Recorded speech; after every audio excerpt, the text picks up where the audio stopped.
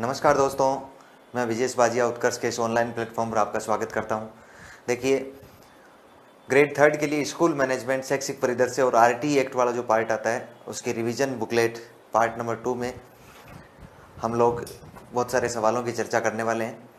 देखिए, उसके माध्यम से हम लोग पूरे सिलेबस को कवर करने का प्रयास करेंगे कि अपने जो ये दिए गए जो लगभग 200 के आसपास सवाल हैं, इनमें हम लोग ये चर्चा करेंगे कि इसके आधार पर पूरा सिलेबस अपना रिवाइज कैसे हो। आपको बहुत ही सहयोग मिलेगा, बहुत मदद मिलेगी इसमें कि आपका पूरा सिलेबस इस केवल एक बुकलेट के माध्यम से पूरा तैयार हो जाएगा। एक बार पूरा सिलेबस हम जीरो से लेकर लास्ट तक का पूरा कवर कर पाएंगे। इस तरह के इसमें क्वेश्चनों का समावेश किया गया है। तो देखिए, शुरू करते हैं हम लोग। पहला सवाल है, आरटी 2009 की धारा 10 से क्या विपरीत है। आरटी 2009 पूछा गया है, आरटी एक्ट पूछा गया है, उसकी धारा संख्या 10 पूछी गई है। धारा संख्या 10 से क्या विपरीत है। तो आप सब भली भांति जानते हैं कि आरटी एक्ट 2009 जो 1 अप्रैल 2010 से पूरे भारत में लागू है, उसमें कुल 38 धाराएं हैं। उन 38 धाराओं में से धारा संख्या 10 कौन सी है। समुचित सरकार द्वारा माध्यमिक शिक्षा के लिए व्यवस्था करना।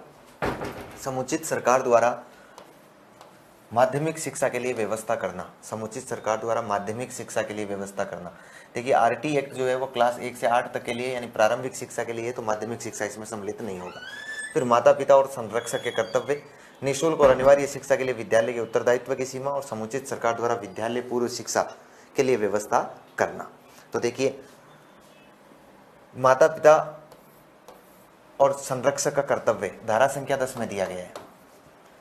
निःशुल्क और अनिवार्य शिक्षा के लिए विद्यालय के उत्तरदायित्व और सीमा धारा संख्या 12 में दी गई है। समुचित सरकार द्वारा विद्यालय की पूर्व शिक्षा के लिए व्यवस्था करना, मतलब 3 से 6 वर्ष के बालकों के लिए, ये धारा संख्या 11 में दिया गया है।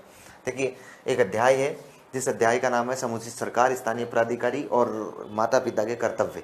उस अध्याय में अध्याय नंबर 3 में धारा संख्या 6 से लेकर 11 तक उसमें सम्मिलित है। उसी में से एक धारा अपने को पूछी, आरटी 2000 धारा 10 कौन सी है। तो माता पिता और संरक्षक का कर्तव्य क्या होगा कि वो अपने बालकों को अनिवार्य और निःशुल्क शिक्षा प्रदान करवाएं, मतलब नजदीकी किसी स्कूल में उसका नामांकन करवाएं और उसे लगातार स्कूल भेजें। ये उनका कर्तव्य हो जाएगा। मुख्यमंत्री बाल गोपाल योजना के संदर्भ में, मुख्यमंत्री बाल गोपाल योजना के संदर्भ में सत्य कथन कौन सा है। देखिए, ये कथन दे रखा है कि बजट घोषणा हुई थी 2022-23 में, उसके बाद में शुभारंभ हुआ था, उसके बाद में इस योजना का शुभारंभ हुआ था 29 नवंबर 2022 को। फिर उद्देश्य क्लास 1 से 8 तक के छात्रों को दूध उपलब्ध करवाना। देखिए, इस योजना के बारे में हल्की सी हम चर्चा करें तो इससे पहले एक अन्नपूर्णा दुग्ध योजना के नाम से वसुंधरा सरकार द्वारा चलाई गई थी। गहलोत सरकार ने बाद में आगे इसके स्थान पर एक नई योजना चलाई, मुख्यमंत्री बाल गोपाल योजना, जिसकी बजट घोषणा की थी 2022-23 में और 29 नवंबर 2022 को चलाई थी। ये योजना क्लास 1 से 8 तक के बच्चों के लिए, और इस योजना में प्रारंभ में बालकों को सप्ताह में 2 दिन पाउडर मिल्क उपलब्ध करवाया जाता था। अब इसको बढ़ाकर सप्ताह में पूरे 6 दिन कर दिया गया है। इसका मतलब अब ये 2 दिन नहीं है, अब सप्ताह में कितने दिन है, अब ये सप्ताह में 6 दिन है। तो सप्ताह के 6 दिन तक बालकों को पाउडर मिल्क उपलब्ध करवाया जाता है और क्लास 1 से 5 तक के लिए इसकी मात्रा अलग है और 6 से 8 के लिए इसकी मात्रा अलग है। 150 ml और 200 ml दुग्ध उपलब्ध करवाया जाता है। खैर, अपने इस सवाल को देखें तो मुख्यमंत्री बाल गोपाल योजना क्या है, तो देखो, बजट घोषणा 2022-23 में ये भी सही है, शुभारंभ भी सही है और उद्देश्य भी इसका सही है। तो कुल मिलाकर कितने हो चुके हैं, तीनों कथन सही है। ये लो, सत्य कथन पूछा है हमें, तो 1 2 3 तीनों सही है। राजस्थान में प्रथम चरण के अंतर्गत बाल वाटिका प्रारंभ करने के लिए प्राथमिक शिक्षा में कितने सरकारी विद्यालयों का चयन किया गया है। प्रथम चरण के अंतर्गत बाल वाटिका, तो देखिए, मैं आपको ये बताऊं कि हमें चर्चा किसकी करनी है, बाल वाटिका की करनी है। चर्चा करनी है बाल वाटिका। अब ये बाल वाटिका क्या होती है, तो आपने देखा होगा विद्यालय पूर्व शिक्षा की व्यवस्था सरकार कई अलग अलग तरीके से कर रही है। जैसे आंगनबाड़ी चलाकर कर रही है और बालवाड़ी चलाकर कर रही है, बाल वाटिका चलाकर कर रही है, नंद घर चलाकर कर रही है। तो अलग अलग तरीके से किया जा रहा है। लेकिन चूंकि आरटी एक्ट के अनुसार 6 वर्ष से पहले का बालक, 6 वर्ष से पूर्व का बालक कक्षा 1 में एडमिशन नहीं ले सकता। कक्षा 1 में एडमिशन होता है जिस बालक की आयु कितनी हो चुकी हो, 6 वर्ष हो चुकी हो न्यूनतम आयु। इसलिए 6 वर्ष से पहले, अब जब बालक 6 वर्ष का होगा डायरेक्ट स्कूल में आएगा, तो स्कूल में आकर वो अनौपचारिक वातावरण से अपने इस औपचारिक वातावरण में आएगा। तो उससे पहले उस बालक को उस विद्यालय से पहले पूर्व विद्यालय जो शिक्षा दी जाती है, उस पूर्व विद्यालय शिक्षा को हम लोग कहते हैं कि 3 से 6 वर्ष तक के बालकों को 3 से 6 वर्ष तक के बालकों को आंगनबाड़ी में शिक्षा दी जाती है। कहाँ पर दी जाती है?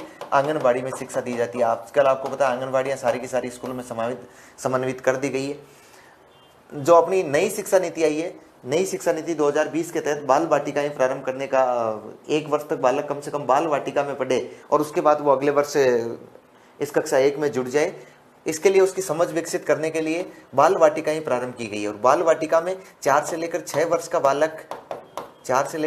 का बालक यानी नर्सरी के बाद में बालक जूनियर केजी और जब सीनियर केजी पढ़ेगा तो उसको बाल वाटिका के माध्यम से पढ़ेगा, ताकि बाल वाटिका एक प्रकार से सेतु है बालक के लिए।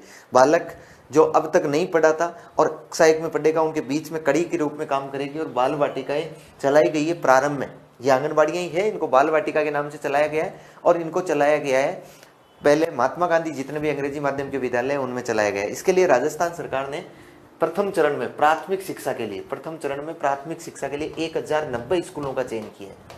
प्रथम चरण में कितने स्कूलों का चयन किया गया? 1090 स्कूलों का चयन किया गया जिनमें आंगनबाड़ियां समन्वित नहीं है। तो कुल मिला के अपने को ध्यान रखना है कि प्रथम चरण के अंतर्गत बाल वाटिका प्रारंभ करने के लिए प्राथमिक शिक्षा में कितने सरकारी विद्यालयों का चयन किया गया है? 1090 का। वर्तमान राजस्थान में कितने कस्तूरबा गांधी बालिका विद्यालय संचालित है? आप समझ पा रहे हैं, कस्तूरबा गांधी केजीबीवी जिसे बोलते हैं हम लोग, केजीबीवी, ये कस्तूरबा गांधी विद्यालय बालिका विद्यालय का कॉन्सेप्ट आया था 2004-05 में। भारत सरकार का कॉन्सेप्ट है।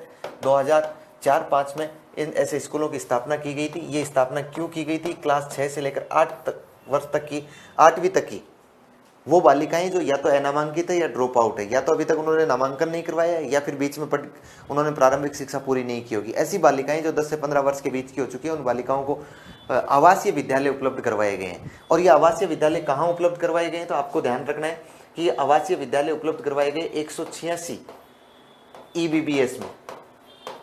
राजस्थान में 186 EBBS है। EBBS मतलब एजुकेशनली बैकवर्ड ब्लॉक्स, शिक्षा की दृष्टि से बहुत पिछड़े खंड है 186।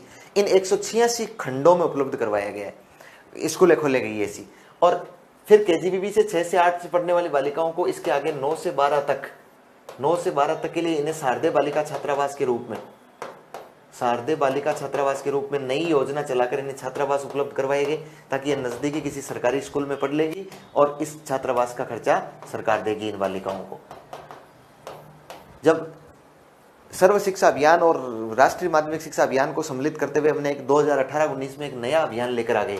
2018-19 में जब हम नया अभियान लाए जिसका नाम था समसा, समग्र शिक्षा अभियान, नाम सुना होगा आपने, समसा, समग्र शिक्षा अभियान। इस समग्र शिक्षा अभियान के तहत इन दोनों को एक करके, केजीबीवी को और शारदीय बालिका छात्रावास को एक करके इनका नाम रख दिया गया एकीकृत केजीबीवी, इंटीग्रेटेड केजीबीवी, एकीकृत केजीबीवी। तो आज के दिन आपको ध्यान रखना है कि राजस्थान की यदि हम लोग बात करें तो आज के दिन राजस्थान में एकीकृत केजीबीवी कितने हैं? तो आज के दिन राजस्थान में 186 तो वो EBBS क्षेत्र है जहां पर केजीबीवी खोले गए थे। उसके बाद में 14 ऐसे शहरी क्षेत्र है जहां पर अल्पसंख्यक, वह क्षेत्र, कोई भी शहरी क्षेत्र जहां अल्पसंख्यक माइनॉरिटीज की जनसंख्या 20% से ज्यादा हो वहां पर खोले गए ऐसे क्षेत्र हमें 14 मिले। तो कुल मिला के 200 ये हो गए। उसके बाद में 116, वर्तमान में 116 शारदीय बालिका छात्रावास थे। इन सबको इंटीग्रेटेड करके यदि जोड़ करके बनाया जाए तो सारा बनता है 316। इसका मतलब कितने केजीबीवी वर्तमान में संचालित है? 316 केजीबीवी वर्तमान में संचालित है। फिर देखिए, एक राष्ट्रीय स्कूल मानक एवं मूल्यांकन कार्यक्रम प्रारंभिक एवं माध्यमिक स्तरों पर विद्यालय सुधार हेतु स्कूल मूल्यांकन व्यवस्था को स्थायी बनाने की पहल है। क्या पहल है? शाला दर्पण, शाला सीधी, मिशन स्टार्ट, दीक्षा पोर्टल। कौन सी पहल है? देखिए, चारों ही अलग अलग प्रकार के अपने अलग अलग महत्व रखते हैं। शाला दर्पण एक ऐसा स्कूल का पोर्टल है, शाला दर्पण स्कूल का एक ऐसा पोर्टल है जिसमें स्कूल की समस्त जानकारियां और समस्त सूचनाएं भरी जाती है, एकत्रित रहती है और आप कभी भी प्राप्त कर सकते हैं। शाला दर्पण प्री प्राइमरी से लेकर 12वीं तक के जितने भी स्कूल चल रहे हैं उन सब स्कूलों में शाला दर्पण पोर्टल पर काम किया जा रहा है। मिशन स्टार्ट, मिशन स्टार्ट आप समझते हैं, मिशन स्टार्ट एक ऐसा कार्यक्रम है जो माध्यमिक, उच्च माध्यमिक स्कूलों में चलाया गया क्लास 9 से 12 के लिए, जिसके तहत बालकों को ऑनलाइन, जहां पर विद्यालय में शिक्षकों की कमी है या शिक्षकों के पद रिक्त है, वहां पर बालकों को ऑनलाइन अध्ययन करवाया जाता है। उस ऑनलाइन अध्ययन के लिए जो कार्यक्रम चला वो मिशन स्टार्ट है। दीक्षा पोर्टल आप समझते हैं, digital infrastructure for knowledge sharing के लिए एक पोर्टल बनाया गया है भारत सरकार का, जो 5 सितंबर 2017 को लॉन्च किया गया, जिस पर शिक्षा विभाग की समस्त सूचनाएं, घोषणाएं, आदेश वगैरह, परिपत्र वगैरह सब कुछ डाले जाते हैं, सब कुछ मिलते हैं। ये 3 हो गए। एक है साला सीधी। ये जो साला सीधी है, ये साला सीधी एक कार्यक्रम है। इस साला सीधी कार्यक्रम के तहत स्कूल में, अपने खुद के स्कूल में कितनी, उस स्कूल में, संबंधित स्कूल में कितने संसाधन है, कितने मानवीय संसाधन है, कैसे भौतिक संसाधन है, कैसी कैसी व्यवस्थाएं, सारी की सारी उस पर एक प्रकार से उस पर उपलब्ध करवाई जाती है। उसमें कुछ मानक और स्टैंडर्ड तय किए गए हैं। यदि आपकी वो सूचनाएं, उन आपकी वो जानकारियां उस मानकों से नीचे है, तो इसका मतलब आपके विद्यालय में और सुधार की आवश्यकता है, और मानकों को पूरा कर रही है, इसका मतलब विद्यालय में विद्यालय की वर्तमान परिप्रेक्ष्य में विद्यालय की व्यवस्थाएं सही है। तो इस प्रकार का एक जो कार्यक्रम है, उस कार्यक्रम का नाम क्या है? साला सीधी। तो क्या हो जाएगा? देखो, साला सीधी एक राष्ट्रीय स्कूल मानक एवं मूल्यांकन कार्यक्रम है, जो प्रारंभिक और माध्यमिक स्तरों पर विद्यालय सुधार हेतु स्कूल मूल्यांकन व्यवस्था को स्थायी बनाने की पहल है। ग्रामीण क्षेत्रों में ट्रांसपोर्ट, एस्कॉर्ट सुविधाएं दी जाती है, ट्रांसपोर्ट भत्ता दिया जाता है, ट्रांसपोर्ट वाउचर के माध्यम से दिया जाता है। क्लास, देखो इसके संबंध में, क्लास 1 से 5 तक 1 किलोमीटर की दूरी होने पर, 6 से 8 तक 2 किलोमीटर की दूरी होने पर, और 9 से 10 तक 5 किलोमीटर की दूरी होने पर। इसमें क्या सही है और क्या गलत है, अपने को ये देखना है कौन कौन से सही है।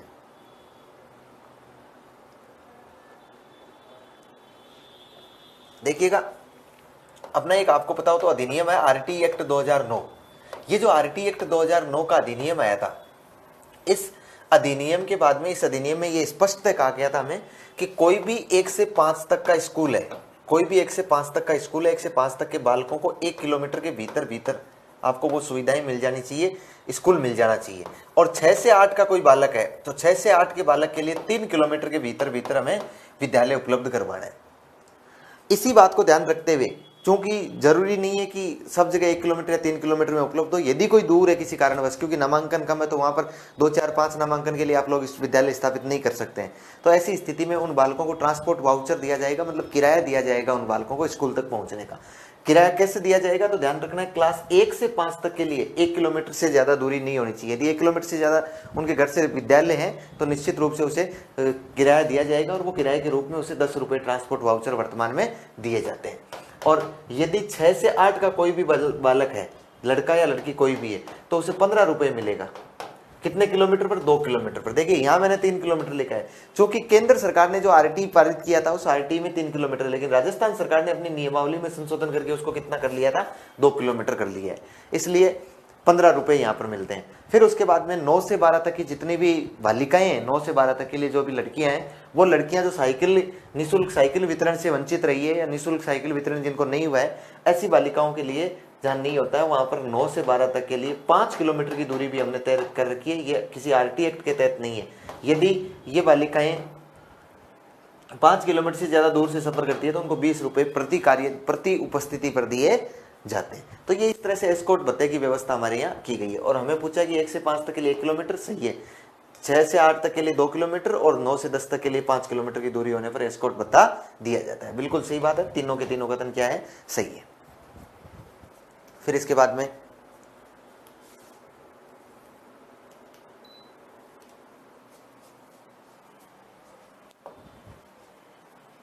आरटी 2009 की धारा 8 के अंतर्गत निम्नलिखित में से कौन सा समुचित सरकार का कर्तव्य नहीं है? देखिए, पहली बात तो ये ध्यान रखनी है कि धारा संख्या 8 में समुचित सरकार के कर्तव्य दिए गए हैं। समुचित सरकार मतलब आप समझते ही है, समुचित सरकार मतलब समय और स्थान के अनुसार उचित सरकार, जिसके नियंत्रण में वो विद्यालय संचालित किया जा रहा है, वह उसके लिए समुचित सरकार होगी। राजस्थान में कोई भी ऐसा विद्यालय जो केंद्र सरकार द्वारा संचालित है, उसके लिए समुचित सरकार केंद्र सरकार होगी। और राजस्थान में ऐसा कोई भी विद्यालय जिसके जो राज्य सरकार के अधीन संचालित है, उसके लिए समुचित सरकार कौन होगी? राज्य सरकार होगी। तो समुचित सरकार के कर्तव्य दे रखे कौन सी में? धारा 8 में। हमें पूछा है कि निम्न में से कौन सा कर्तव्य समुचित सरकार का नहीं है? निम्न में से कौन सा कर्तव्य समुचित सरकार का नहीं है?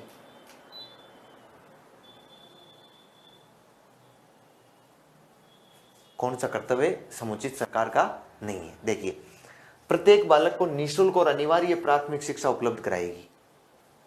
समुचित सरकार क्या करेगी? प्रत्येक बालक को निःशुल्क और अनिवार्य प्राथमिक शिक्षा उपलब्ध करवाएगी। बिल्कुल सही कर्तव्य है। अवसंरचना जिसके अंतर्गत विद्यालय भवन, मतलब इंफ्रास्ट्रक्चर की बात कर रहा है, विद्यालय भवन, शिक्षण कर्मचारी और शिक्षा के उपस्कर, मतलब और कोई भी, तो उपलब्ध करवाएगी, बिल्कुल उपलब्ध करवाएगी। ये जिम्मेदारी समुचित सरकार की है। शिक्षकों के लिए प्रशिक्षण सुविधा उपलब्ध करवाएगी। टीचर्स को, आप लोग जब शिक्षक बन जाएंगे तो आपको समय समय पर प्रशिक्षण दिया जाएगा, वो प्रशिक्षण उपलब्ध करवाने की जिम्मेदारी भी किसकी रहेगी, वो भी समुचित सरकार की रहेगी। फिर शिक्षकों के प्रशिक्षण के लिए मानकों को विकसित और लागू करेगी। ये जिम्मेदारी समुचित सरकार की नहीं है, ये जिम्मेदारी केंद्र सरकार की है। इसके तहत केंद्र सरकार ने वर्तमान में जिम्मेदारी दे रखी है एनसीटी को, तो शिक्षकों के प्रशिक्षण के मानकों को विकसित करना और लागू करने के लिए कि क्या प्रशिक्षण के मानक होंगे और क्या होंगे, ये जिम्मेदारी समुचित सरकार की, मतलब राज्य सरकार की, ये एनसीटी तय करेगा शिक्षक शिक्षा से संबंधित। तो इसका मतलब ये एक कर्तव्य नहीं है, तीनों कर्तव्य हैं। तो कौन कौन से हो जाएंगे, कौन सा कर्तव्य नहीं है पूछा हमें, केवल डी, ये कर्तव्य नहीं है। राजस्थान के प्रमुख शैक्षिक अभिकरण के संदर्भ में मिलान कीजिए। राजस्थान की प्रमुख शैक्षिक एजेंसियां है, कौन सी एजेंसियां हैं, देखो एक दे रखा है बीएससीआर। बीएससीआर का मतलब होता है board of secondary education Rajasthan. BSCR का मतलब क्या होता है, board of secondary education, board of secondary education Rajasthan, इसका पूरा नाम होता है। ये board of secondary education Rajasthan BSCR आपको ध्यान रखना है कब स्थापित हुआ था, तो आपको ध्यान रखना है ये 4 दिसंबर 1957 को कहां पर स्थापित हुआ था, इसको जयपुर में स्थापित किया गया था। और पी सत्यनारायण राव समिति की सिफारिशों पर इसे 1 जनवरी 1961 को हम लोग अजमेर में लेकर आ गए थे। फिर इसके बाद में आरएसटीवी। आरएसटीवी का पूरा नाम क्या होगा, इसे हम लोग बोलते हैं Rajasthan state text book board. Rajasthan state text book board, ये जो राजस्थान राज्य पाठ्य पुस्तक मंडल है, ये राजस्थान राज्य पाठ्य पुस्तक मंडल 29 दिसंबर 1973 को पंजीकृत किया गया था। 1 जनवरी 1974 से इसने अपना कार्य करना शुरू किया था। ये क्या करता है, तो आपको ध्यान रखना है कि वर्तमान में ये 12वीं तक की क्लासें हैं, किताबें हैं, जो टेक्स्ट बुक है उनको छापता है और छापकर विद्यालयों में वितरित करता है। इसका काम ये Rajasthan state text book board का। एक है आरएसओएस। इस आरएसओएस की स्थापना हुई थी 21 मार्च 2005 को। आरएसओएस का पूरा नाम होगा राजस्थान स्टेट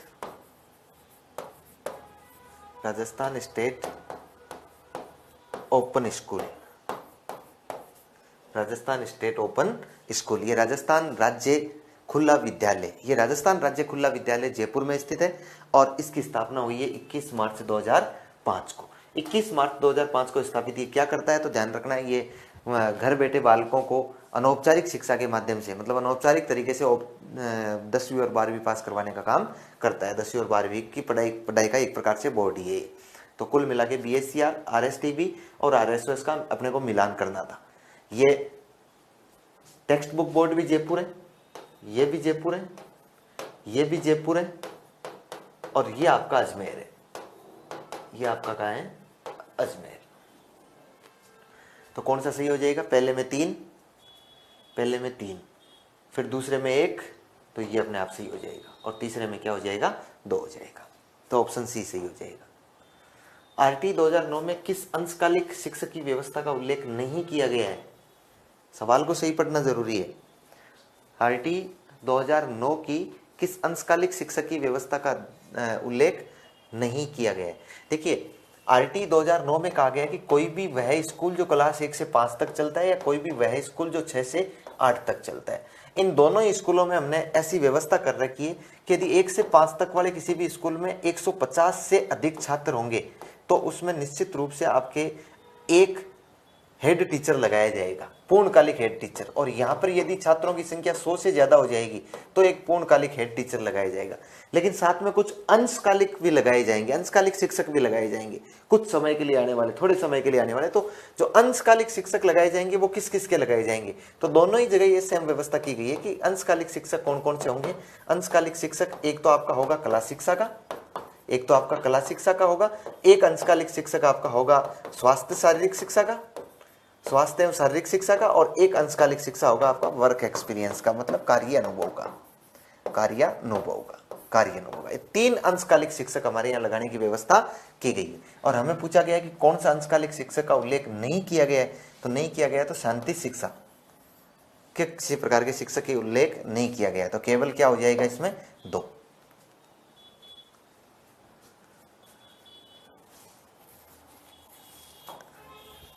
समग्र शिक्षा के सार्वभौमिकरण के लक्ष्यों की प्राप्ति के लिए ये एक समयबद्ध कार्यक्रम है। समग्र शिक्षा क्या है, तो आपको मैं बताऊं, एक कार्यक्रम था एसएसए सर्व शिक्षा अभियान, एक कार्यक्रम रहा रमसा राष्ट्रीय माध्यमिक शिक्षा अभियान रमसा। ये जो एसएसए था, ये एसएसए 2001 में चला, और ये रमसा था राष्ट्रीय माध्यमिक शिक्षा अभियान, ये 2009-10 में चला। ये कार्यक्रम क्लास 1 से लेकर 8 तक की व्यवस्था करता था, और ये कार्यक्रम 9 से 12 के लिए चलाया गया था, क्लास 9 से 12 के लिए। बाद में इन दोनों को समाहित किया, इन दोनों को समाहित करके 2018-19 के सेशन से हमने एक नया कार्यक्रम लॉन्च कर दिया। उस कार्यक्रम का नाम है समसा, समग्र शिक्षा अभियान। और ये समग्र शिक्षा अभियान किसके लिए, तो ध्यान रखना है, प्री प्राइमरी से क्लास 12वीं तक के लिए चलाया जा रहा है। प्री प्राइमरी से 2012वीं तक के लिए चलाया जा रहा है। ये जो समग्र शिक्षा अभियान है, इसका जो नारा था एसएसए का, ये था सब पढ़ें सब बढ़ें। इसका था पढ़ते चलो बढ़ते चलो। और इसका जो स्लोगन दिया गया है, इसका स्लोगन दिया गया है सबको शिक्षा अच्छी शिक्षा। और ये सबको शिक्षा अच्छी शिक्षा देने वाला प्री प्राइमरी से 12वीं तक का वर्तमान में समग्र शिक्षा अभियान चल रहा है। वर्तमान में समसा 2 चरणों में आ चुका है। पहले चरण में आया था ये 1 अप्रैल 2018 से लेकर 31 मार्च 2020 तक, और अब दूसरा चरण चला इसका 1 अप्रैल 2021 से लेकर 31 मार्च ये 2026 तक चलेगा दूसरा समसा। तो समसा अभी दूसरे वर्जन के रूप में चल रहा है। और ये किसके लिए चला है, हमें सवाल पूछा है, समग्र शिक्षा किसके लिए सार्वभौमिकरण के लक्ष्यों की बात कर रहा है, केवल प्रारंभिक की नहीं कर रहा है, केवल माध्यमिक की, तो किसके कर रहा है, प्रारंभिक और माध्यमिक दोनों की। आपको ये बात तो समझनी है कि प्रारंभिक का मतलब एलिमेंट्री एजुकेशन होता है, एलिमेंट्री एजुकेशन, और एलिमेंट्री एजुकेशन हमेशा 1 से लेकर 8 तक की होती है। और माध्यमिक का मतलब सेकेंडरी एजुकेशन होता है, और सेकेंडरी हमेशा 9 से लेकर 12 तक की होती है। ये बात तो विशेष ही ध्यान में रखनी है प्रारंभिक और माध्यमिक शिक्षा के लिए। आरटी अधिनियम की किस धारा में उल्लेखित है कि बालक को समझने की शक्ति और उसे उपयोग करने के लिए उसकी योग्यता का सतत एवं व्यापक मूल्यांकन हो? कौन सी धारा में? धारा 29(1), धारा 29(1), धारा 28, धारा 29(2), धारा 24। किस में ये बात उल्लेखित की गई है, बताइए। देखिए किस में ये बात उल्लेखित की गई है।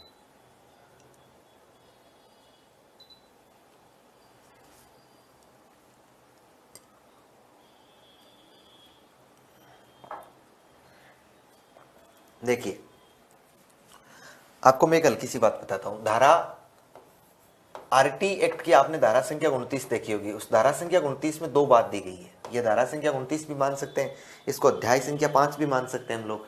अध्याय संख्या 5 में धारा 29 और 30 2 धाराएं दी गई है, लेकिन हम यहाँ चर्चा करते हैं धारा 29 की। धारा 29 में लिखा गया है कि प्रारंभिक शिक्षा का पाठ्यक्रम एवं उसका पूरा किया जाना, प्रारंभिक शिक्षा का पाठ्यक्रम एवं उसका पूरा किया जाना मतलब उसका मूल्यांकन।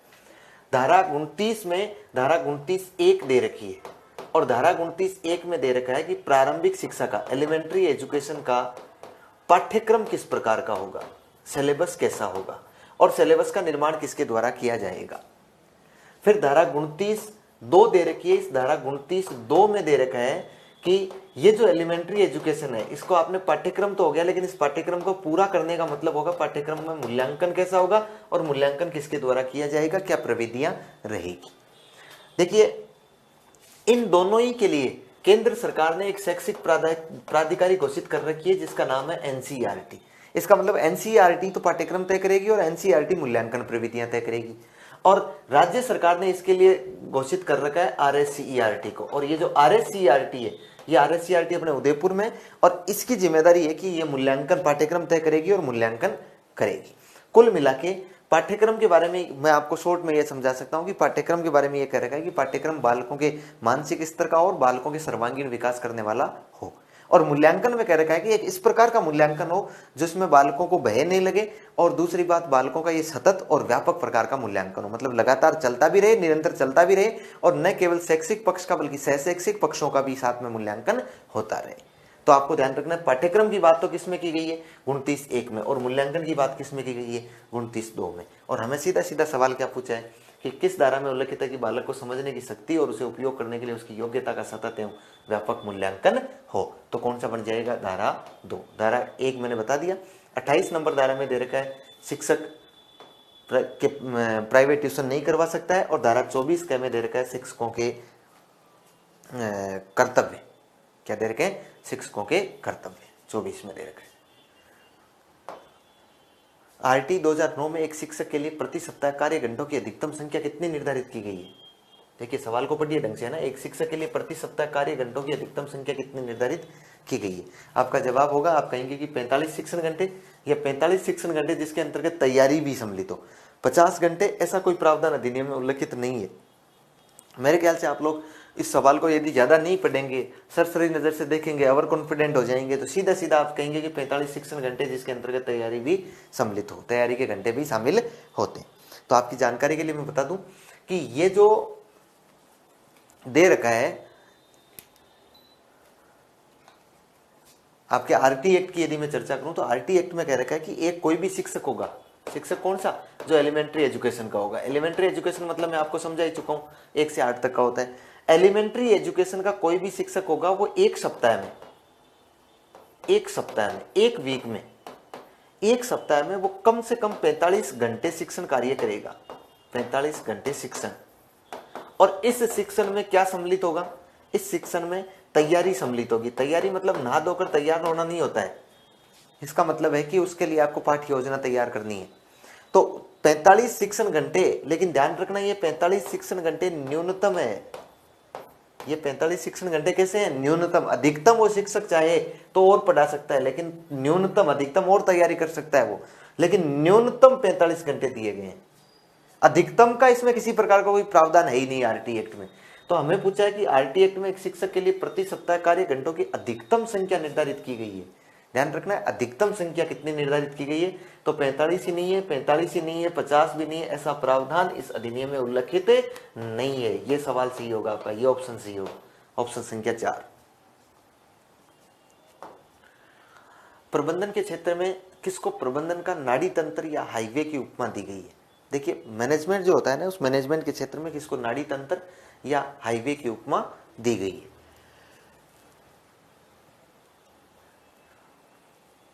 मैनेजमेंट में ये जो कम्युनिकेशन है, इस कम्युनिकेशन को मैनेजमेंट का हाईवे या नाड़ी तंत्र कहा जाता है। नाड़ी तंत्र मतलब ये होता है कि जैसे शरीर में नर्वस सिस्टम किस प्रकार से काम करता है, खून को, ब्लड को, बातों को पूरे शरीर में पहुंचाने का काम करता है। एक प्रकार से शरीर का हाईवे ही है वो, राजमार्ग ही तो है शरीर का।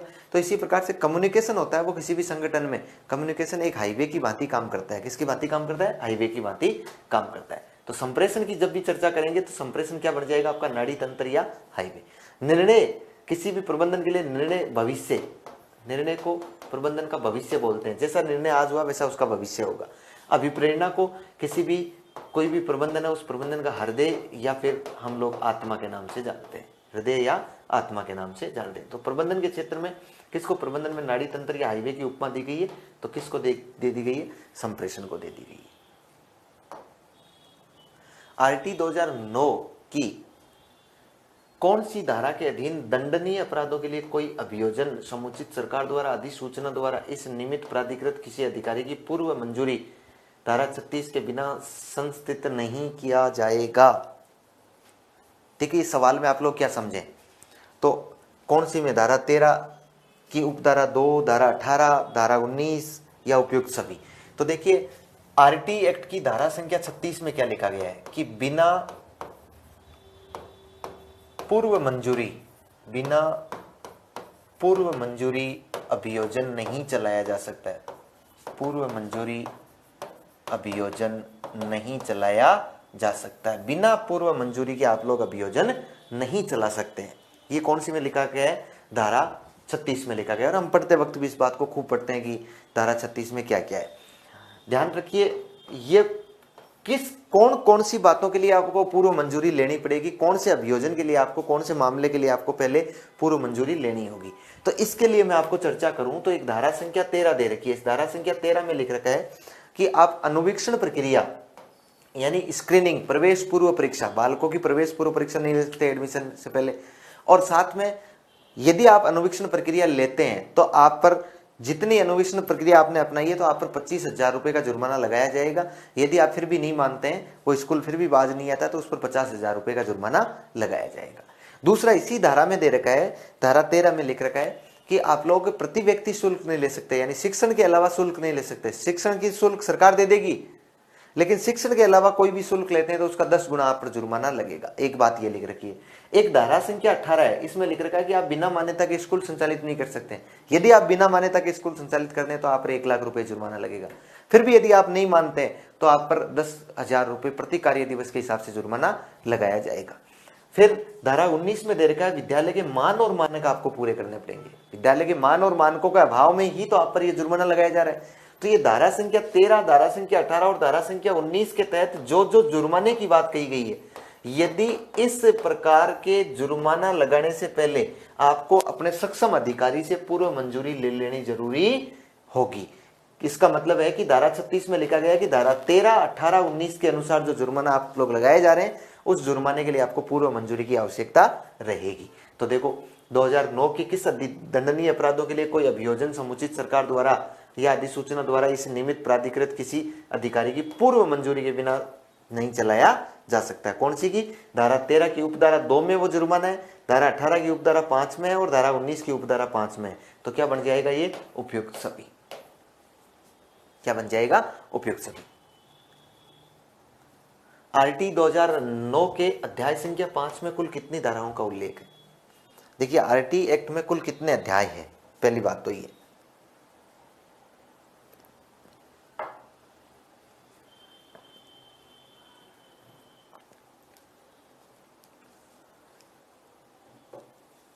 पहली बात तो ये कि आरटी एक्ट में कुल कितने अध्याय है। तो देखो आरटी एक्ट में कुल 7 अध्याय है। कितने अध्याय? अध्याय कितने? 7 अध्याय। पहले अध्याय का नाम क्या है? प्रारंभिक। दूसरे अध्याय का नाम क्या है? अधिकार। तीसरे अध्याय का नाम है कर्तव्य। चौथे अध्याय का नाम है उत्तरदायित्व। उत्तरदायित्व। पांचवें अध्याय का नाम है पाठ्यक्रम।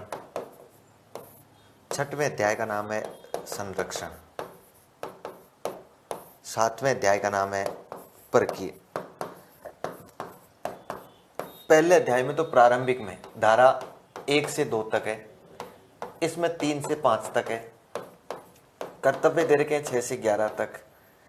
उत्तरदायित्व दे रखे हैं 12 से लेकर 28 तक। 12 से लेकर 28 तक। पाठ्यक्रम में दे रखा है 29-30 तक। संरक्षण में दे रखा है 31 से लेकर 34 तक। और प्रकीर्ण में दे रखा है 35 से लेकर 38 तक। ये देखिए, ये आपने देखें कि कुल कितने अध्याय है? 7 अध्याय। अपने को क्या पूछा है कि अध्याय 5 में कुल कितनी धाराएं हैं? अध्याय 5 कौन सा है? अध्याय 5 ये रहा, पाठ्यक्रम। प्रारंभिक शिक्षा का पाठ्यक्रम और उसका पूरा किया जाना, इस अध्याय का नाम ये। 29 और 30 कितनी धाराएं हैं? 2 धाराएं हैं, 29 और 30। 29 में दे रखा है कि प्रारंभिक शिक्षा का पाठ्यक्रम कैसा होगा और उस पाठ्यक्रम को तय कौन करेगा। और इसी में दे रखा है प्रारंभिक शिक्षा का मूल्यांकन कैसा होगा और उसको कौन मूल्यांकन प्रविधियां तय करेगा। 30 में दे रखा है किसी प्रकार की कोई बोर्ड परीक्षा नहीं होगी प्रारंभिक शिक्षा पूरी करने तक, और बालक को प्रारंभिक शिक्षा पूरी करने के 1 माह के भीतर आपको उसे प्रारंभिक शिक्षा समापन का प्रमाण पत्र भी देना पड़ेगा। प्रमाण पत्र भी देना पड़ेगा। तो ये 2 बातें किसमें लिखी गई है? अध्याय संख्या 5 में लिखी, 6 में लिखी गई। अध्याय संख्या में 6 पूछा जा रहा है, 5 नहीं पूछा जा रहा है। तो ये अध्याय संख्या 6, इसमें अपने कितनी धाराएं हैं? 31 से लेकर 34 तक। 31, 32, 33 और 34, ये 4 धाराएं हैं।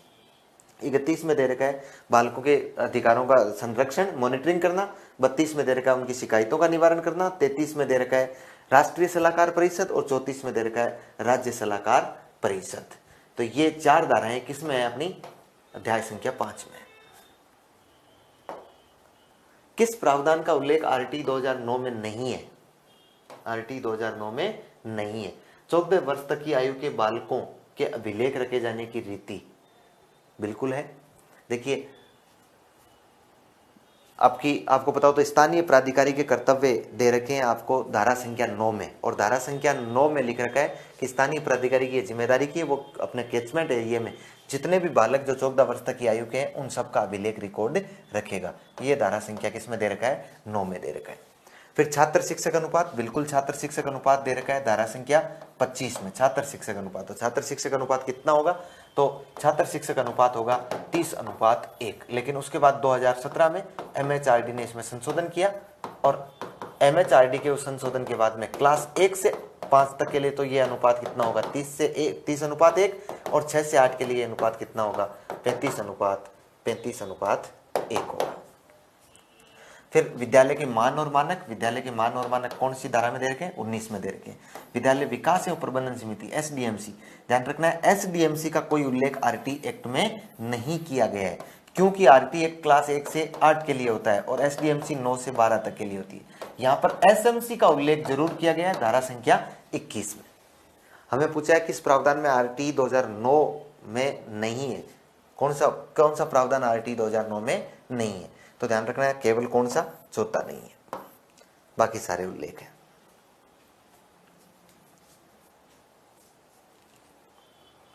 RT 2009 के अध्याय 3 में किसके कर्तव्यों का उल्लेख नहीं है? RT 2009 के अध्याय संख्या 3 में किसके कर्तव्यों का उल्लेख नहीं है? देखिए अध्याय संख्या 3 की यदि मैं चर्चा करूं, अध्याय संख्या 3 की यदि मैं चर्चा करूं तो अध्याय संख्या 3 में कौन कौन सी धाराएं दे रखी है? 6 से लेकर 11 तक धाराएं दे रखी है। 6 number, 7 number, 8 number, 9 number, 10 number और 11 नंबर। देखिए मैं शॉर्ट में आपको बताता हूं कि 6 नंबर में दे रखा है विद्यालय स्थापना का कर्तव्य। विद्यालय स्थापना का कर्तव्य कि भाई विद्यालय स्थापना कर्तव्य की 1 से 5 तक के लिए 1 किलोमीटर की दूरी, और 6 से 8 के लिए आपकी 2 किलोमीटर से अधिक की दूरी नहीं होनी चाहिए, राजस्थान कहता है, और केंद्र कहता है 3 किलोमीटर।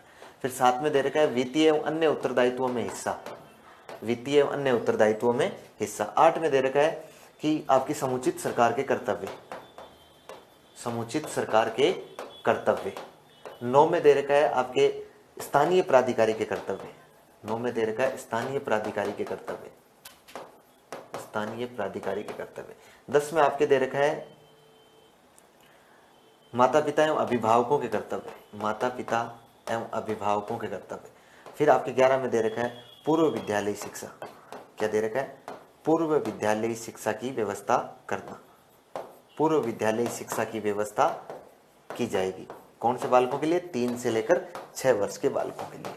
तो ये आपके अध्याय संख्या 3 में दे रखा है। हमें पूछा कि किसका उल्लेख नहीं है, बताओ किसके कर्तव्यों का उल्लेख नहीं? समुचित सरकार के हैं, स्थानीय प्राधिकारी के हैं, माता पिता के हैं, अध्यापकों के कर्तव्य यहाँ पर नहीं है। अध्यापकों के कर्तव्य कौन से अध्याय में? अध्याय संख्या 4 में, अध्याय संख्या 4 में दे रखे हैं, और उसमें धारा संख्या आपके 24 में दे रखे हैं अध्यापकों के कर्तव्य। तो ध्यान रखना है कौन सा नहीं है? नंबर 4 नहीं है। तो केवल क्या हो जाएगा? केवल 4, ऑप्शन सी।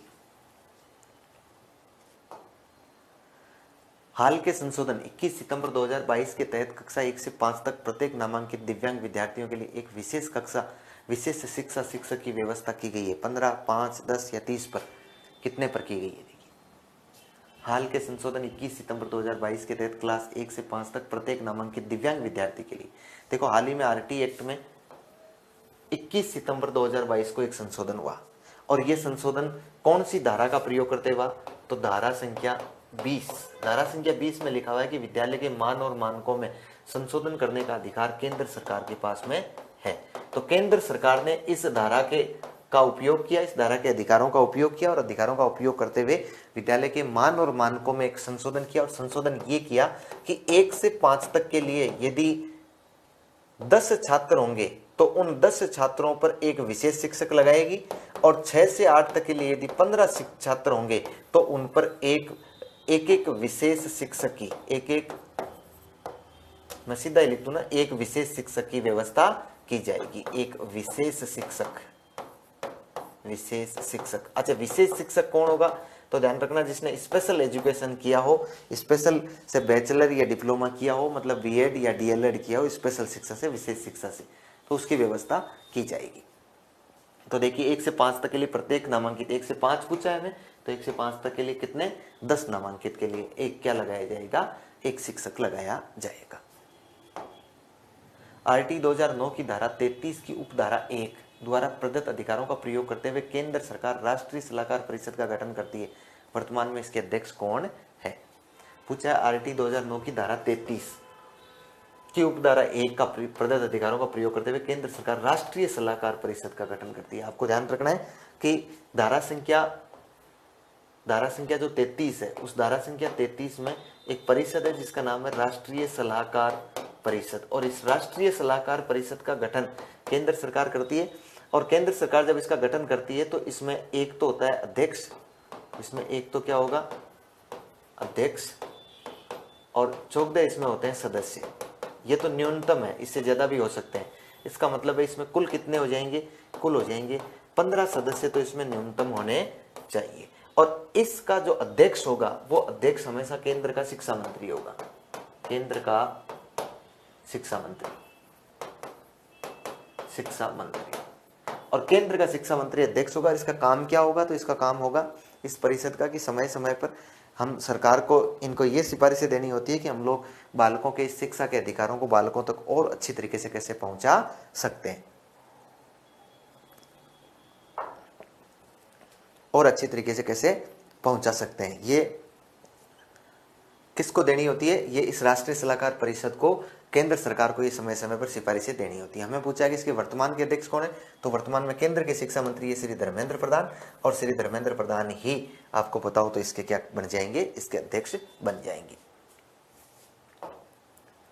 आरटी एक्ट 2009 कौन से गणराज्य वर्ष में निर्मित किया गया तथा उस वर्ष इस अधिनियम की संख्या 35 थी?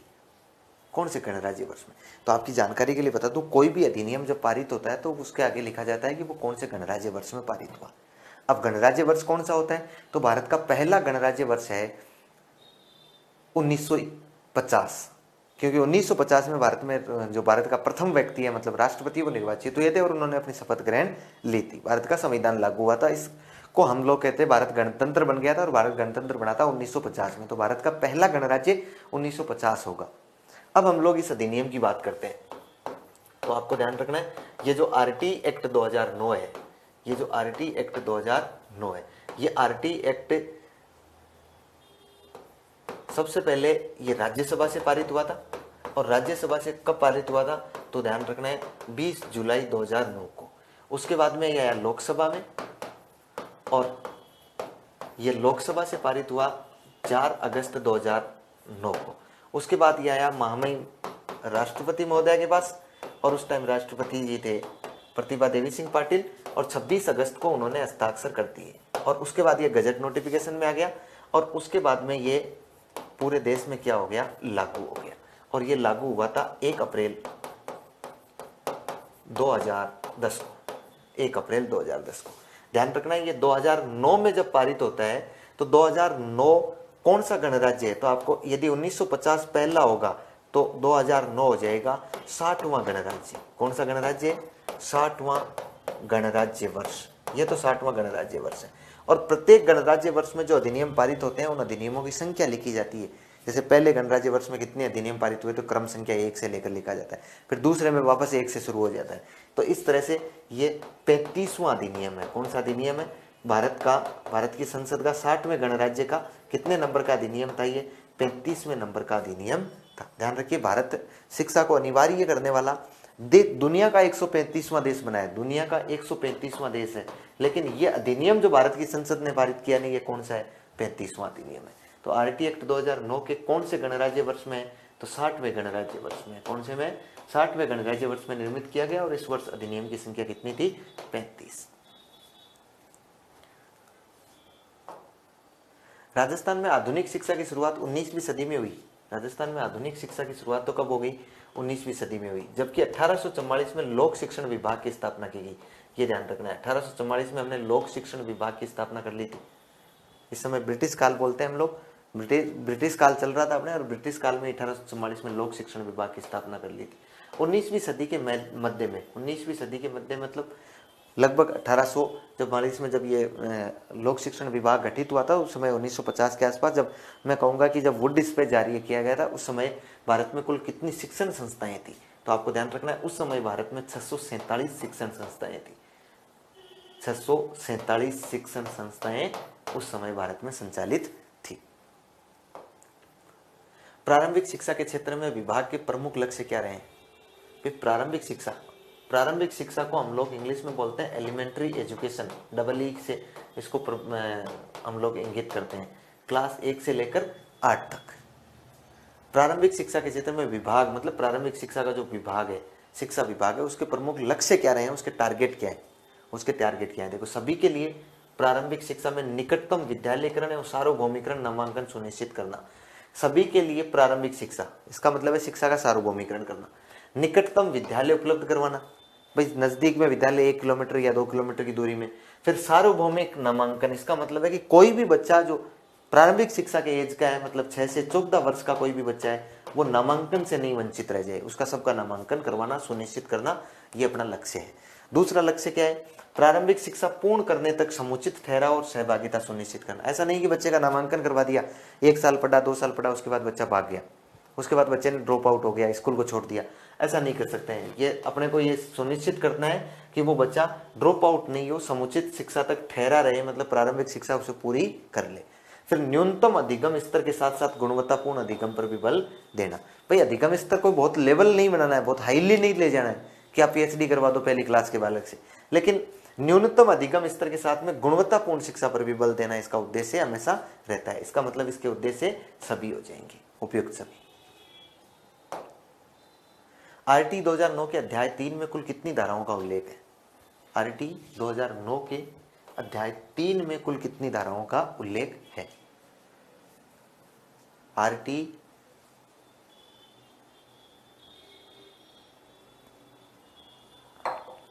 2009 के अध्याय 3 में, जब अध्याय 3 की चर्चा करता हूं ना मैं, तो अध्याय 3 में धारा आती है 6 से लेकर 11 तक। कहां तक आती है? 6 से लेकर 11 तक। अध्याय नंबर 1 में प्रारंभिक, 2 में उनके अधिकार और 3 में आते हैं इनके कर्तव्य। किसके कर्तव्य हैं? समुचित सरकार, स्थानीय प्राधिकारी और माता पिता के कर्तव्य। इन सब के कर्तव्य 6 से लेकर 11 तक। धारा संख्या जो 6 आती है, उस 6 में तो क्या दे रखा है? उस 6 में तो विद्यालय स्थापित करने का कर्तव्य दे रखा है। 7 में आपको वित्तीय उत्तरदायित्व और अन्य उत्तरदायित्व में हिस्सा दे रखा है। 8 में आपके कर्तव्य दे रखे हैं समुचित सरकार के, 9 में आपके दे रखे हैं स्थानीय प्राधिकारी के, और 10 में आपके दे रखे हैं अभिभावकों के कर्तव्य, और 11 में दे रखा है पूर्व विद्यालय शिक्षा की व्यवस्था करना। तो कुल मिला के इसमें कितनी धाराएं आती है? तो कुल मिला के इसमें 6 धाराएं सम्मिलित की जाती है। और अध्याय नंबर 3 का नाम क्या है? तो अध्याय संख्या 3 का क्या नाम है? समुचित सरकार, समुचित सरकार, स्थानीय प्राधिकारी, स्थानीय प्राधिकारी एवं समुचित सरकार, स्थानीय प्राधिकारी एवं माता पिता के या अभिभावकों के कर्तव्य। ये धारा अध्याय संख्या किसमें दे रखा है? 3 में दे रखा है। बीकानेर में निदेशालय प्राथमिक एवं माध्यमिक शिक्षा की स्थापना की गई। बीकानेर में निदेशालय प्राथमिक एवं माध्यमिक शिक्षा की स्थापना कब की गई? तो ध्यान रखना है, बीकानेर में प्राथमिक एवं माध्यमिक शिक्षा निदेशालय की स्थापना 1950 में हमने की थी। उसके बाद आपको बताओ तो 1959 में हमारे यहाँ पर पंचायती राज लागू हो गया। क्या लागू हो गया था? पंचायती राज लागू हो गया। इसलिए प्राथमिक और माध्यमिक शिक्षा, ये जो प्राथमिक और ये प्राथमिक शिक्षा है, ये प्राथमिक शिक्षा किसको दे दी गई थी? इस पंचायती राज विभाग को हमने सौंप दी थी। फिर कालांतर में धीरे धीरे आगे लोड बढ़ने के कारण, आगे भार बढ़ने के कारण, शिक्षा का विस्तार होने के कारण हमने इस निदेशालय को जो बीकानेर में 1950 में हमने स्थापित किया था, उसका 1997 में उसका विभाजन कर दिया। क्या कर दिया? उसका विभाजन। और विभाजन कर दिया और उसके 2 निदेशालय बना दिए। एक निदेशालय बना दिया प्रारंभिक और एक निदेशालय बना दिया माध्यमिक। एक तो एलिमेंट्री एजुकेशन का निदेशालय अलग हो गया और एक सेकेंडरी एजुकेशन का निदेशालय अलग हो गया। ये 1 से 8 तक के लिए काम कर रहा है, ये 9 से 12 तक के लिए काम कर रहा है, 9 से 12 तक के लिए काम कर रहा है 1997 में। और 1 जनवरी 1998 से इन्होंने कार्य करना प्रारंभ कर दिया था, सुचारू रूप से कार्य करना। वर्तमान में ये दोनों अलग अलग ही चल रहे हैं। आपको पता हो तो व्यवहार में हम इन दोनों का निदेशक एक को ही बनाते हैं, लेकिन अभी वर्तमान के दृष्टिकोण में हमने अलग अलग बना रखे हैं। कक्षा 1 से 8 तक एलिमेंट्री एजुकेशन वाले निदेशालय का निदेशक हमने बना रखा है सीताराम जाट को, और 9 से 12 वाले जो निदेशक है वो निदेशक है श्री आशीष मोदी। और इसकी पोस्ट होती है ना, इसमें जो मुख्य पोस्ट होती है वो निदेशक की होती है और वो एक IAS होता है। चलिए 1950 में हमने स्थापना की थी। खंड स्तरीय एकीकृत स्कूल शिक्षा संकुल का मुखिया कौन होता है? खंड स्तरीय एकीकृत स्कूल शिक्षा संकुल का मुखिया कौन होता है? CBO, CDO, JD, ACBO। खंड स्तरीय एकीकृत स्कूल शिक्षा संकुल का मुखिया कौन होता है? तो देखिए, खंड मतलब ब्लॉक, इसको हम लोग क्या बोलेंगे? ब्लॉक। देखो CBO होता है वो खंड स्तर का होता है। किसका होता है? खंड स्तर का होता है। खंड या ब्लॉक का जो मुखिया होता है ना वो CBO साहब होते हैं। CDO होते हैं वो जिला के मुखिया होते हैं, जिला संकुल के मुखिया होते हैं। और JD होते हैं वो संभाग के होते हैं। भाई हमने संकुल बना रखे हैं, और जो संकुल बना रखे हैं ना वो एक तो राज्य स्तर पर बना रखा है, फिर उसके बाद में संभाग स्तर पर, फिर जिला स्तर पर, फिर ब्लॉक स्तर पर, और फिर हमने एक बना रखा है स्थानीय स्तर पर। कौन से स्तर पर बना रखा है? स्थानीय स्तर पर भी बना रखा है। स्थानीय स्तर पर जो मुखिया होंगे वो कौन होंगे? PEO या फिर UCEO। PEO या फिर UCEO। देखिए JD यानी ज्वाइंट डायरेक्टर यानी संयुक्त निदेशक। JD यानी ज्वाइंट डायरेक्टर यानी क्या हो जाएंगे? संयुक्त निदेशक। ये हो जाएंगे संयुक्त निदेशक। CDO यानी होंगे चीफ डिस्ट्रिक्ट एजुकेशन ऑफिसर, मतलब मुख्य जिला शिक्षा अधिकारी। और CBO होंगे चीफ ब्लॉक एजुकेशन ऑफिसर, मुख्य खंड शिक्षा अधिकारी, मुख्य खंड शिक्षा अधिकारी। PEO यानी होते हैं panchayat elementary education officer, panchayat प्रारंभिक शिक्षा अधिकारी, प्रारंभिक शिक्षा अधिकारी। और UCA यानी होता है अर्बन क्लस्टर एजुकेशन ऑफिसर, शहरी संकुल प्रारंभिक शिक्षा अधिकारी। देखिए ये मुखिया होते हैं किसके? खंड स्तरीय एकीकृत स्कूल। खंड स्तर का तो कौन हो जाएगा? CBO। फिर जिला स्तर के कौन होंगे? CDO। संभाग स्तर के JD, और PEO या UCEO ये हो जाएंगे स्थानीय स्तर के। यदि स्थानीय स्तर में ग्रामीण क्षेत्र है तो PEO होते हैं, और उसी तरीके से यदि शहरी क्षेत्र है तो UCEO होते हैं। और ACBO क्या होता है? तो ACBO तो एक CBO कार्यालय में एक पोस्ट होती है, additional chief block education officer. ये तो अतिरिक्त होता है ACBO। स्कूल शिक्षा के लिए शैक्षिक सुविधाओं का विस्तार, भौतिक सुविधाओं की उपलब्धता, गुणात्मक सुधार, वैकल्पिक व नवाचारी शिक्षा एवं समग्र शिक्षा अभियान संबंधी कार्यालय या संगठन का नाम क्या है? स्कूल शिक्षा। अब मैं बात किसकी कर रहा हूँ? स्कूल शिक्षा की। ये स्कूल शिक्षा। अच्छा, स्कूल एजुकेशन, ये जो स्कूल एजुकेशन है ये आपकी प्री प्राइमरी से लेकर 12वीं तक चलती है। और प्री प्राइमरी से लेकर 12वीं तक के लिए एक अभियान चल रहा है जिसका नाम है समसा। उस समसा की जो सबसे बड़ी नोडल एजेंसी है जिसको चलाने वाली, उसका नाम है RCSCE, Rajasthan council of school education. ये Rajasthan council of school education आपकी राजस्थान, इसको हिंदी में कहते तो राजस्थान स्कूल शिक्षा परिषद, ये आपकी जयपुर में, जिसका 2018 में स्थापना होगी। इसका पंजीयन करवाया गया 2020 में। ये जो राजस्थान स्कूल शिक्षा परिषद है इसका काम क्या है? तो इसका काम है शैक्षिक सुविधाओं का विस्तार करना, भौतिक सुविधाओं की उपलब्धता करना, गुणात्मक सुधार करना, वैकल्पिक और नवाचारी शिक्षा एवं समग्र शिक्षा अभियान संबंधी कार्य करना। ये किसका काम है? राजस्थान स्कूल शिक्षा परिषद जयपुर के काम है। राजस्थान राज्य पाठ्य पुस्तक मंडल तो आपको पता ही है, जयपुर में इसका काम किताबें छापना हुआ है। राजस्थान राज्य शैक्षिक अनुसंधान एवं प्रशिक्षण परिषद, ये RSCERT, ये उदयपुर में, और ये राजस्थान की सबसे बड़ी अकादमिक संस्था है स्कूल शिक्षा के मामले की। फिर पंजीयक शिक्षा विभागीय परीक्षाएं राजस्थान बीकानेर, ये बीकानेर में, इसका काम है डीएलएड वगैरह की परीक्षाएं करवाना। और ये जो RSCRT है, इसका काम है पाठ्यक्रम वगैरह तैयार करना, मूल्यांकन की प्रविधियां वगैरह तैयार करना।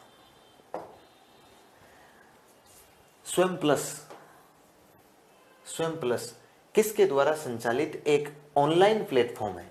स्वयं प्लस एक ऑनलाइन प्लेटफॉर्म है जो अकादमिक एवं एक आइडेंटिटी तथा माइक्रोसॉफ्ट जैसे उद्योग जगत के नेताओं के सहयोग से क्रेडिट मान्यता के लिए उच्च गुणवत्ता वाले पाठ्यक्रम प्रस्तुत करता है। IIT Delhi, IIT Madras, IIT Maharashtra और IIT जोधपुर। ध्यान रखना है आपको कि IIT मद्रास ने एक पोर्टल तैयार किया है, एक प्लेटफॉर्म तैयार किया है ऑनलाइन, जिसका नाम क्या है? स्वयं प्लस, जिसका नाम है स्वयं प्लस। IIT मद्रास ने तैयार किया है। और IIT मद्रास ने इस स्वयं प्लस जो प्लेटफॉर्म है, इस प्लेटफॉर्म के माध्यम से क्या किया जाता है? ये क्या करता है कि बहुत सारे जो उद्योग जगत है, उस उद्योग जगत के जो लोग हैं, उन उद्योग जगत के लोगों से सहारा लेकर एक विशेष प्रकार का पाठ्यक्रम तैयार किया है, ताकि वो सिलेबस इस प्रकार का है कि जैसे ही पढ़ने के बाद बालक आगे बढ़े तो वो उद्योग जगत के मामले में पूरा जाने, व्यवसाय के बारे में पूरा कंप्लीटली जाने। तो वो जो पाठ्यक्रम तैयार किया गया है, उस पाठ्यक्रम को किस पर प्रस्तुत करवाया गया है? देखो, ये पाठ्यक्रम प्रस्तुत करता है, उच्च गुणवत्ता वाले पाठ्यक्रम को प्रस्तुत करता है। ये किस पर करता है? स्वयं प्लस पर। और कौन करवा रहा है? IIT मद्रास करवा रहा है। ये स्वयं प्लस किसने तैयार किया है? IIT मद्रास ने। असुमेलित युग्म को चयन कीजिए। देखो, मुख्यमंत्री युवा कौशल योजना, असुमेलित युग्म का चयन करना है आपको। क्या करना है? असुमेलित युग्म का। कौन सा असुमेलित है? इसका मतलब 4 योजनाएं दे रखी है और उन 4 में से कौन सी सही है और कौन सी सही नहीं है, ऐसी योजनाओं का चयन आपको करना है। एक है मुख्यमंत्री युवा कौशल योजना, 11 जुलाई 2019 को चली, सही है बिल्कुल। पालनहार योजना, जो अनाथ बालक बालिकाएं होते हैं उनके लिए जो योजना चलाई जाती है, ये 8 मार्च 2005 को, ध्यान रखना है, ये 8 मार्च 2005 को नहीं चली है, ये 8 फरवरी 2005 को चली है, 8 फरवरी 2005 को चली है। फिर देवनारायण छात्रा स्कूटी योजना, इसके तहत छात्राओं को स्कूटी दी जाती है कॉलेज जाने के लिए, 2011-12 में चली, ये सही है। फिर मुख्यमंत्री युवा संबल योजना जनवरी 2022 में चली, ये सही है। इसका मतलब कौन सा गलत है? नंबर 2 गलत है। तो असुमेलित युग्म कौन सा हो गया? केवल 2 हो गया।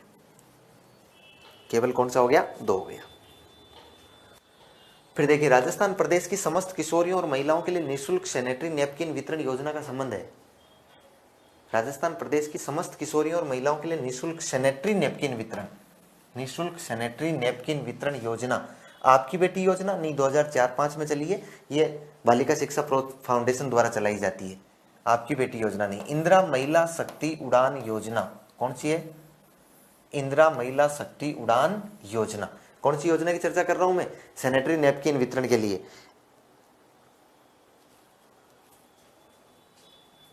इंदिरा महिला शक्ति उड़ान योजना, ये योजना कब चलाई गई थी? तो आपको ध्यान रखना है, ये 19 दिसंबर 2021 को चलाई गई थी। कब चलाई गई थी? 19 दिसंबर 2021 को ये योजना चलाई गई है। 19 दिसंबर 2021 को ये योजना चलाई गई।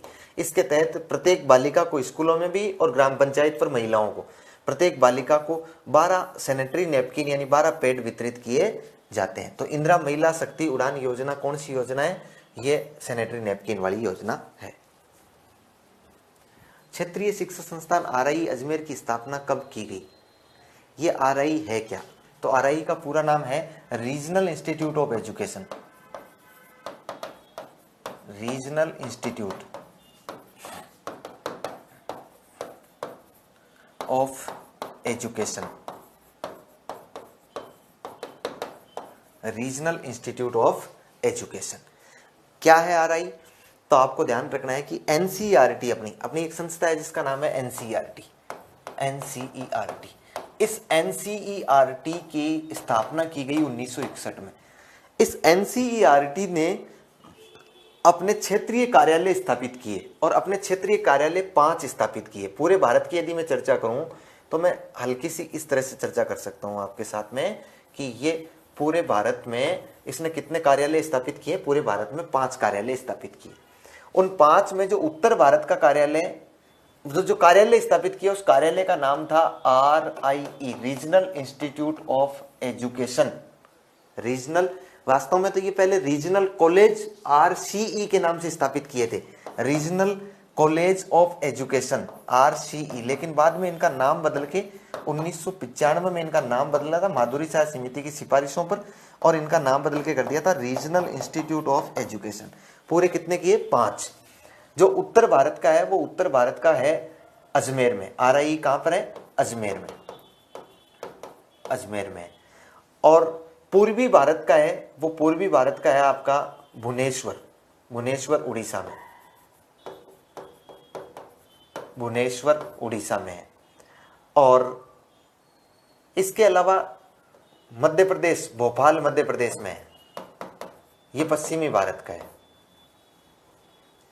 ये कौन से भारत का है? पश्चिमी भारत का है।